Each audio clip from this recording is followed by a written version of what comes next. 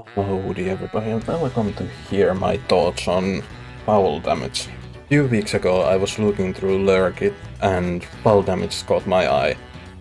Not necessarily based on its looks, but based on its gameplay. In the game you play as an egg that can jump. If you fall down from too high up, the egg breaks. For example, jumping on a level ground is going to break the egg, since the jump reaches too high up. And as a game dev student, seeing this, I got really interested. Like, how much varied gameplay can you get out of the simple gameplay premise? And will it be fun? The egg constantly breaking? So I got to playing, the game starts, and the early levels basically teach you the premise of the game. If you want to jump, you need to have a platform high up near you, where you can land before gravity does its thing and you are falling too fast and break. So the first few levels are basically you falling down platforms to get low enough to set up your jumps to move on in the level. They also often have a collectible purple feather that is placed in a position that requires like more thinking how you can get there. And also new mechanics get started to be added at a decent rate.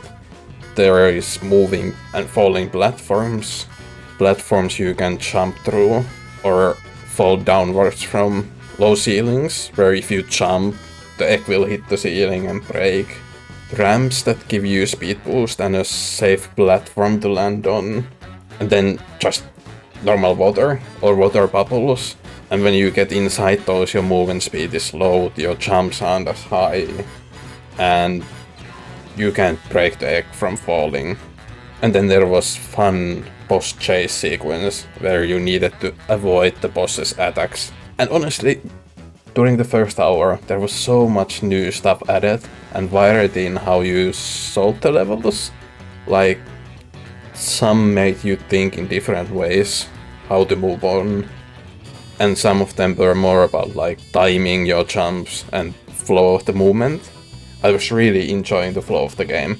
But during the second hour the levels opened up more, and the game kind of shifted away from some of the newer mechanics that were just introduced and started to reuse the older platforming puzzles that you already were familiar with how to kind of navigate them and solve them. And they just took some of those puzzles, combined them, and built the bigger levels using them. And it kind of started to feel like the game stopped surprising me with new ideas, or at least the rate of the new ideas slowed down considerably.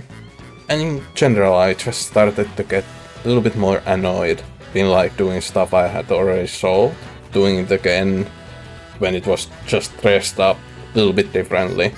And as the level started to open up more, it also sometimes got confusing where to go.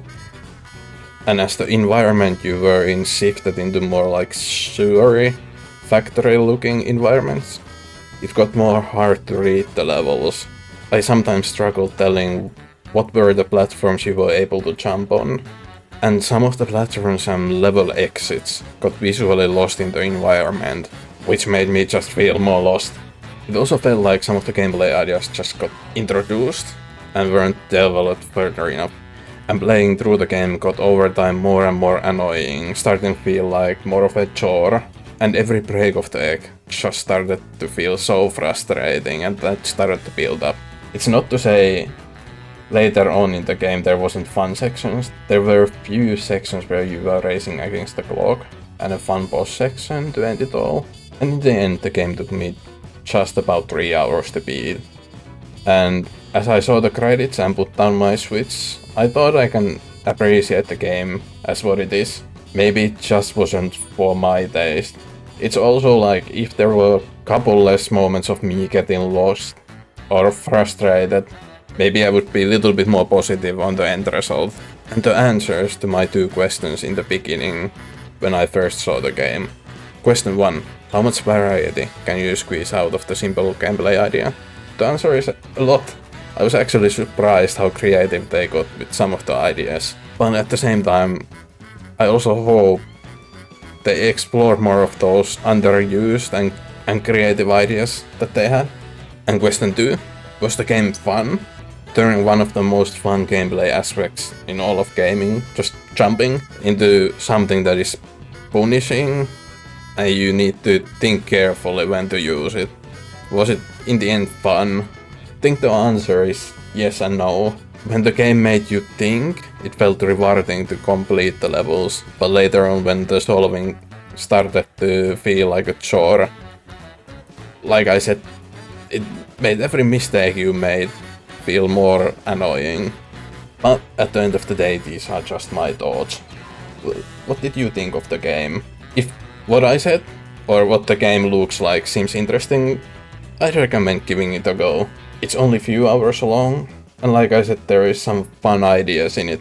And if you are interested, there is a link down in the description that takes you to the store page, and you can give it a go. And I'm just going to end this with the first 10 minutes of uncut gameplay, if you want to get more of an idea of the flow of the game. And in advance, I just thank you for watching, and hopefully I see you here next time. Bye.